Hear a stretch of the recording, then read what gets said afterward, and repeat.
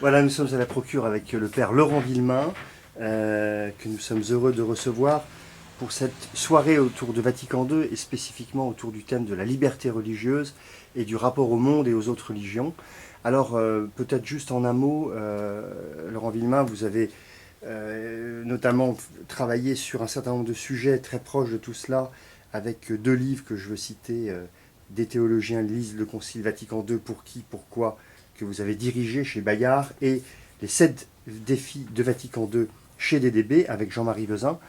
Ce thème de la liberté religieuse, c'est quand même un des thèmes très importants et un de ceux qui a fait le plus de bruit et coulé d'encre lors de Vatican II. Aujourd'hui, 50 ans après, qu'est-ce que le père Villemain retient de ce grand texte d'Unitatis Humanae et de ce qui s'est passé depuis?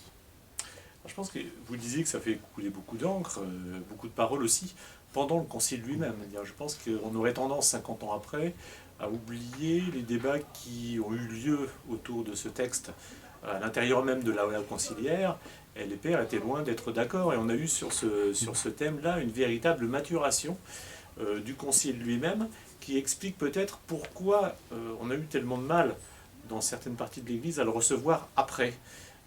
Parce qu'il y a eu quand même des évolutions assez marquantes par rapport au discours des pontifes précédents, même si on voit se profiler une évolution. Ce que j'en retiens 50 ans après, c'est peut-être la manière dont le texte justifie la liberté religieuse. À la fois, elle le fait à l'aide de la raison, en disant, en s'appuyant sur la dignité humaine, et notamment en se situant, sans la citer, dans la ligne de la Déclaration des droits de l'homme. Donc elle montre qu'en raison, on peut et il faut revendiquer la liberté religieuse, mais elle le fait aussi du point de vue de la foi. Elle montre comment c'est en cohérence avec la foi. Et alors le passage de l'un à l'autre, elle me paraît intéressant, elle me paraît toujours pertinent pour aujourd'hui.